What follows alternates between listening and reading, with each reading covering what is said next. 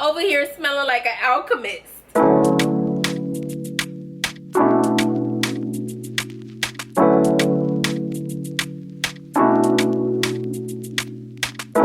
Hey y'all, welcome and welcome back to my channel. If you're new, what's poppin'? I hope you're doing well. We've been waiting on you. Join the team. Yeah, we sitting at 200. Yeah, it's giving 200 for each occasion. Yeah, shout out to everybody. I had fun. Oh, so y'all, I am just getting over a cold and I was not able to breathe through my nose, and I had a greater appreciation for my fragrances. So I said, you know what, let me just put out a little, you know, most unique fragrances that I own, because y'all, to put on perfume and not be able to smell it I was sad. Every day it's a good $50 down the drain. So I was like, you know, now that I'm getting better, now that my nose is giving 85% healed, let's just do a most unique fragrances recap. So let's just jump right into it. These are the most unique fragrances in my collection, okay? So the first one I have here is Versace Noir. And this fragrance, what is unique about it to me is that it has a coldness to it. And this to me is a very cold powdery fragrance. Now when I heard it described as being a cold fragrance, I was like, that is interesting. I've never heard a fragrance being described as cold. I've heard warm, but I could imagine that because I would think of some sort of spice or something that kind of gives it like a warmth to the nose when you inhale it. But this to me, it literally smells like baby powder that's been in the refrigerator, if that makes sense. Like, it smells, it has a cold scent to it.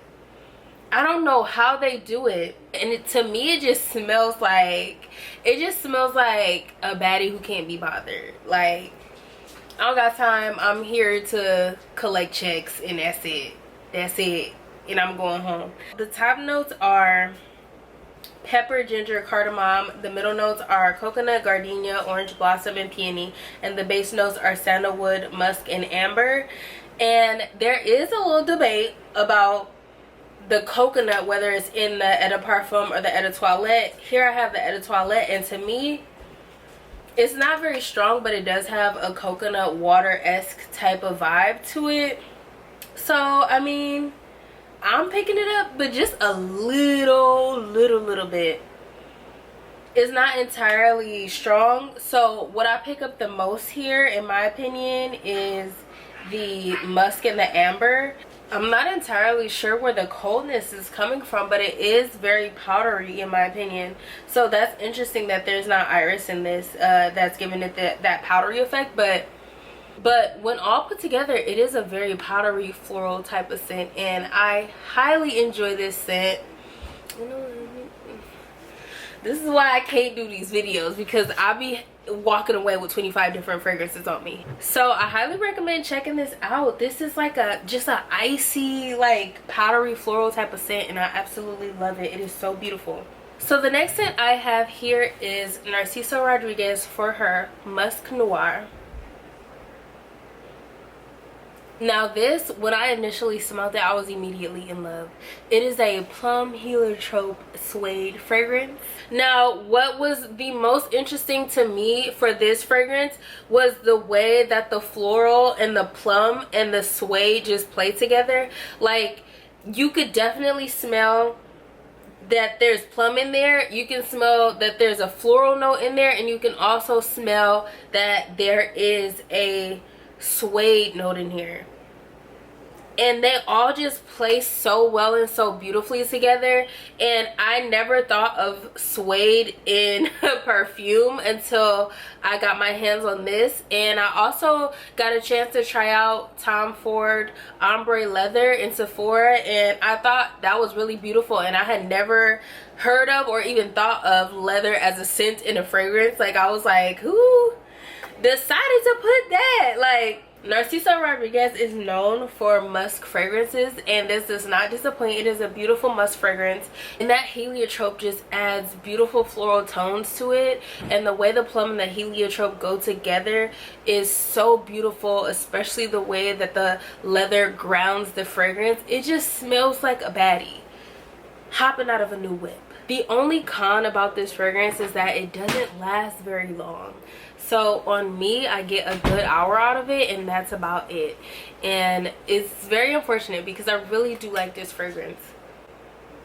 Like that suede, oh my goodness, that suede is done so beautifully.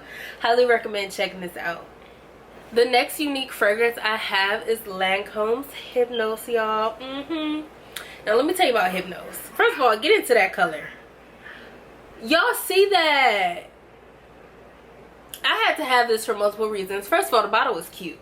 It's real cute. It's like a optical illusion or something when you look at it, right? And like, second of all, you just generally don't see too many purple fragrances, or at least I don't. I don't know what y'all see, but I know what I see, and I don't really see purple fragrances all like that, so I was intrigued. And then I heard it was vanilla, so I was immediately like, duh, like I'm a vanilla girl, like let's go. But y'all, when I smelled this, I was like, what is that? There is something in here that I have never in my life smelled before. Never in my life have I experienced this. And what it was passion flower. Passion flower is a rare flower, and it's not very common in mainstream and commercial fragrances. So when I smelt it, I knew it was a floral note to it, but I couldn't quite put my finger on what that floral note was. I wasn't sure what type of flower this was. It does have middle notes of jasmine and gardenia, but immediately I picked up on that passion flower, and I was like, this is a flower that I have never smelled before, and it smells delightful with that vanilla. The way it goes together makes it smell like a cookie or something. Like, it does have a greenness to it, so it is obvious that it is like a plant and the floralness is just very green in that passion flower, but it just, to me, smells like lavender cookies or something. It doesn't smell like lavender, but it is very reminiscent of lavender cookies or something, like some sort of herbal cookies, but like a soft herb, like a lavender or something. So I love the way this smells, and just that passion flower, I'm like, okay, she rare, she foreign. Moving on to the next fragrance is Paco Rabanne's Olympia. Don't this look like a little trophy or something? Like, this is Sparta. So this fragrance is an aquatic fragrance, and the notes in the fragrance are water jasmine, green mandarin, ginger flower, vanilla, salt, ambergris, cashmere wood, and sandalwood. To my nose, what I pick up the most is the salt, the vanilla, and the water jasmine. It is a beautiful floral vanilla scent with salt, but not any salt, ocean salt, because it is an aquatic scent. So to me, it just smells like a beautiful vanilla ocean breeze with flowers growing in the air, like jasmine flowers in the air, and it is just one of my favorite scents. Like, oh my gosh, what a beautiful fragrance. Like, this is what made me fall in love with aquatic fragrances, and just the combination of all of the notes together just goes so well. And I was not expecting a salt note to really be that beautiful, because I know salt has a smell, but like, who was expecting salt to smell like this? Who was expecting salt to smell like this? Not me. Not me. That is really what made it stand out to me. Like, that salt note just took it to a whole nother level, and I liked it so much that I like fragrances that smell like this. So on to the next fragrance. So the next fragrance is Juliet Has a Gun Vanilla Vibes. Now this fragrance does get compared a lot to Olympia because it does have a salt note and it does have vanilla in it, which is very similar to the structure of Olympia, but it is different in that it contains orchid, tonka bean, sandalwood, musk, and benzoin. So that gives it less of an aquatic scent and more of a salty skin scent, if that makes sense. So Olympia, think aquatic. This, think salty, sweet. Like, hold on, wait. He's getting too turned up in here. It smells good though. Like, it is like a warmer version of Olympia, like a dusty, warm version of Olympia. And I think what is happening is that benzoin and that tonka bean is giving it a very warm scent to it and making it less aquatic, because the salt did make Olympia kind of an aquatic scent. But I think that that benzoin and that tonka bean add like a stickiness to kind of make it more like a hot skin.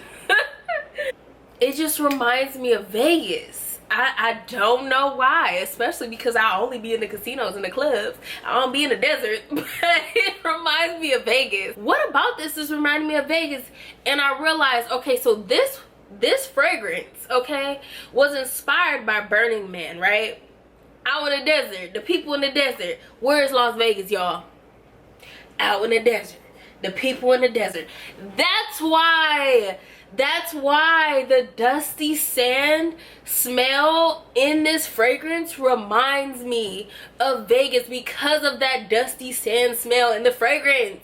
It is just so beautiful. Love it. There's a place in my heart for this, just like there's a place in my heart for Olympia.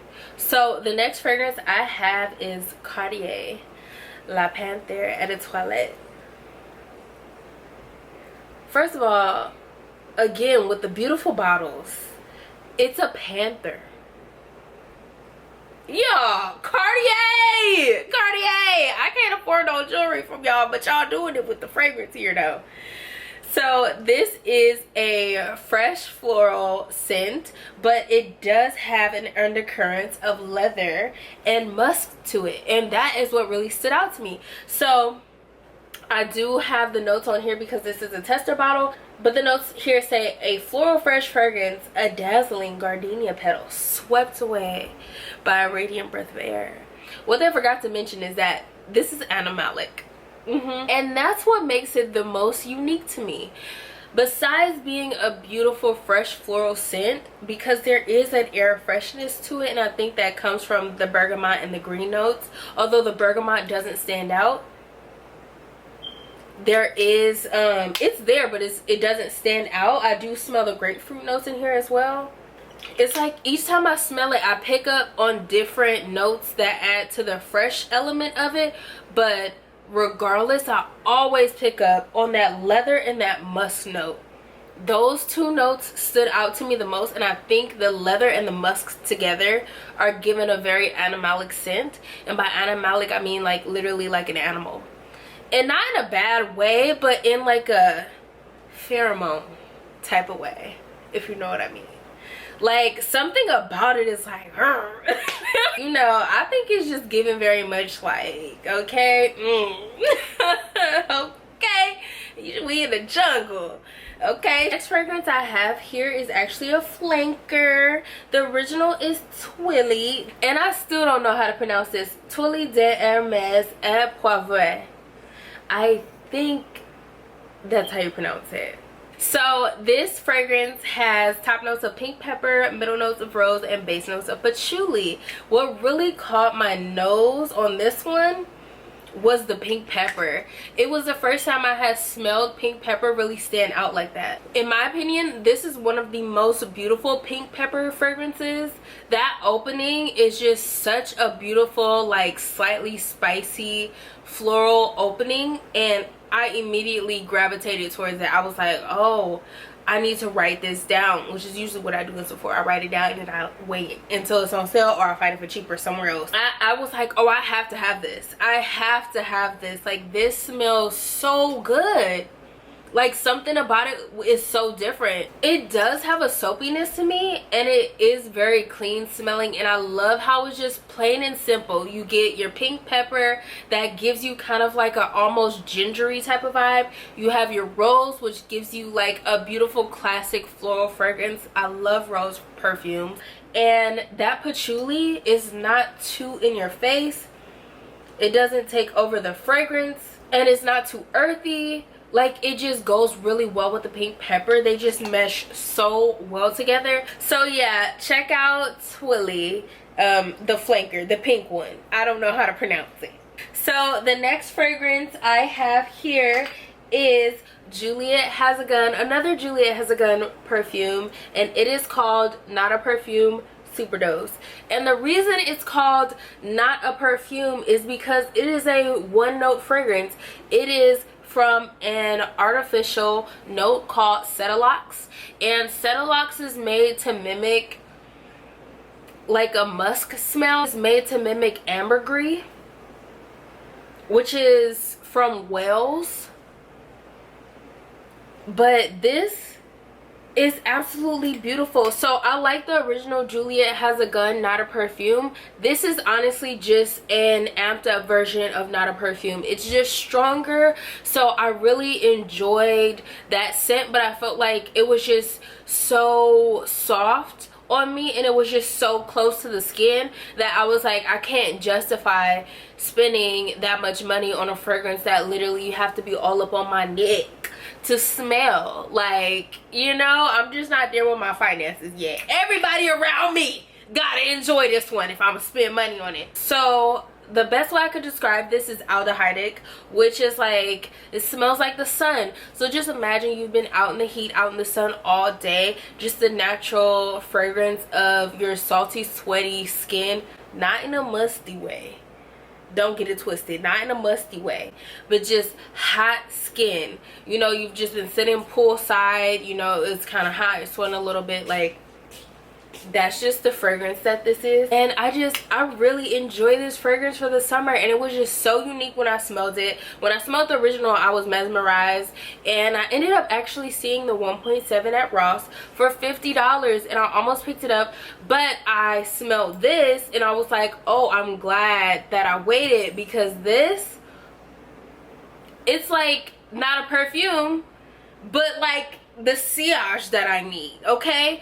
It's the bubble around me where I want other people to enjoy me. It's giving that I need. So I really enjoy this, and I just think it's so unique that this is a synthetic molecule. I'm like, wow, some scientists really did that. Y'all sat in a lab and did that. You know what I'm saying? Shout out to scientists. Shout out to scientists. Y'all did that. Y'all did that. The next unique fragrance I have here is Chloe Nomad, and it's made to look like a little Chloe bag. Isn't that so cute? So I'm not gonna lie, when I first smelled this fragrance, I was like, what the hell? Who is buying this? Who is, y'all, is how much is people is buying this?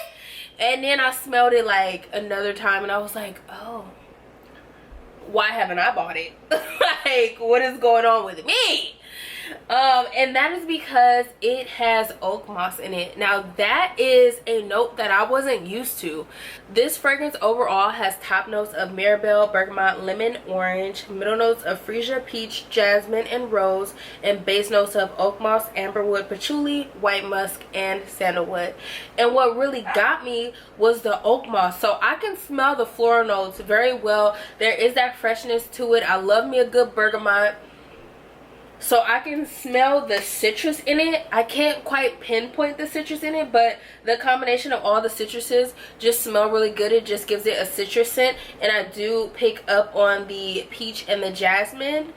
I don't distinctly smell a rose, but that oak moss, I was like, what the hell is that? Smell like dirt in here. It smelled like it was good until y'all threw dirt in it. But I've changed my mind.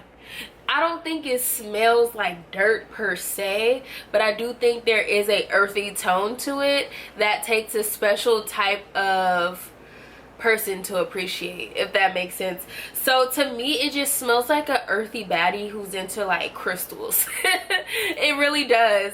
To me, I've heard this fragrance described as like a bougie hipster. Like, it is just a very earthy floral scent, and to me it smells absolutely beautiful. I think the citrus fruits and the peach just like do something to add freshness to it, so that the earthiness isn't too heavy and it isn't like literally picking up a handful of soil and, you know, giving yourself a dirt bath.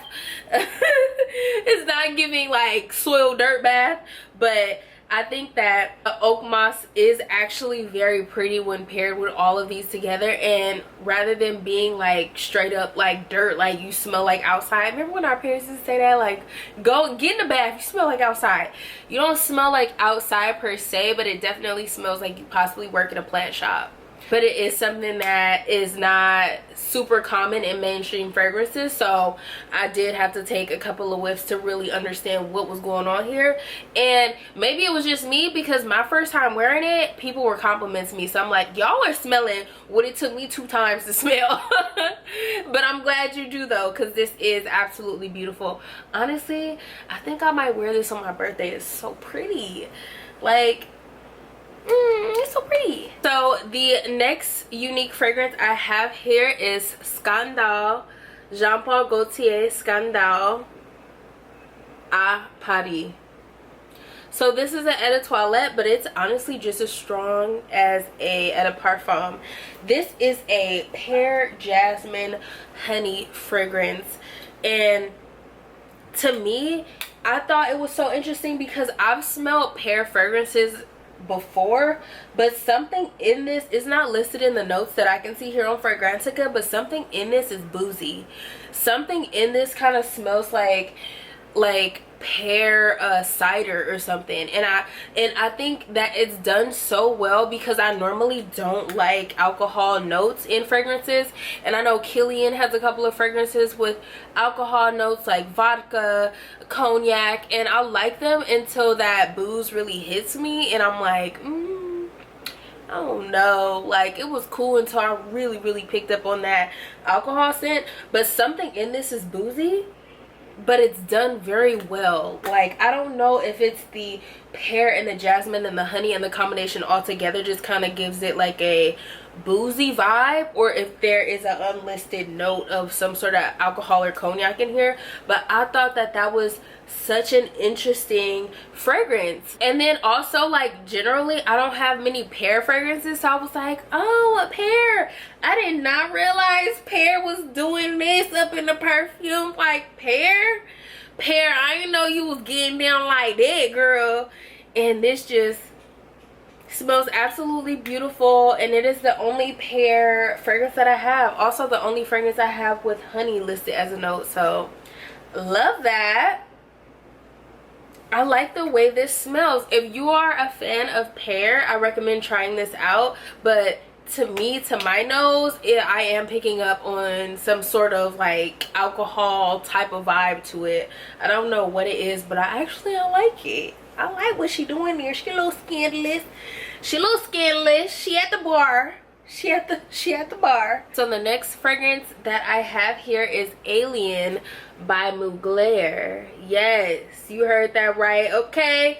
Mugler suit in my meetings. Something wagyu steak when I'm eating. Something. I don't know the words yet, but whatever Megan said. And this is such a unique fragrance. Like, I heard so many things about this being like a fragrance that either you love it or you hate it. It's not for everybody. It's very unique. The name is Alien for a reason. It's different, and I would agree. This fragrance is a jasmine fragrance that has woodsy notes and amber, but I pick up the most on the jasmine and the amber. I must say though that to some people I've heard it smells like grapes, and I do pick up grapes in the opening. I don't know what is giving it that fruity grape vibe, but something is there. Maybe it's seeing the purple, I don't know, but I too am smelling grapes. I too am picking up on grapes. So this fragrance is definitely different. This is not normal. Like, it's not your everyday jasmine in a beautiful way.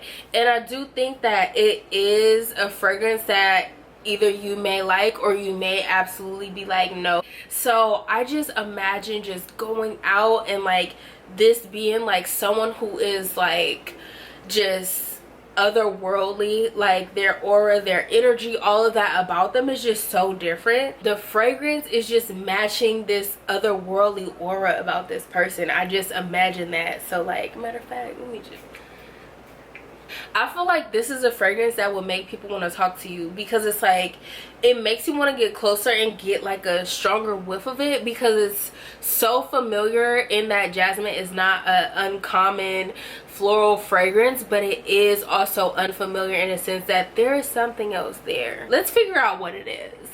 Let's figure out what it is. Like, I feel like this will make people want to come near you. So that is Mugler Alien, y'all. Try this one out. Don't blind buy it. Try this one out, y'all. Let me know what you think. And last but not least is a Tom Ford, baby. The big boy. It is a Tom Ford fragrance, and that is Tom Ford Metallique. Y'all, it smells like this bottle. Like, it smells like vanilla metal. I don't even know if that makes sense or if that sounds appealing, but it works. It is different. I picked this up in Sephora and I smelled it because I was like, Metallique, I don't know. And I smelled it and I was like, there is something so alluring about this. But when I tell you, there is literally a metal accord in it. It smells like metal in a way, but not in a negative way, you know? Just like, it just smells like an extremely expensive piece of metal. You know the reference if you know the reference. So the top notes are aldehydes, pink pepper, bergamot. Middle notes are heliotrope, hawthorn, and lily of the valley. Base notes are vanilla, ambrite, musk mallow, Peru balsam. Peru balm? Balsam? Is it balm or balsam?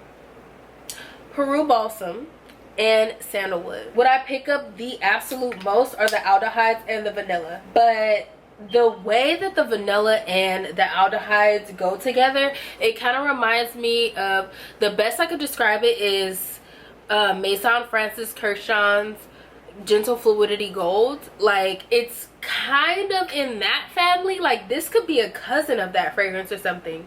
But this, just imagine Gentle Fluidity Gold if you've ever smelled it, and like metal.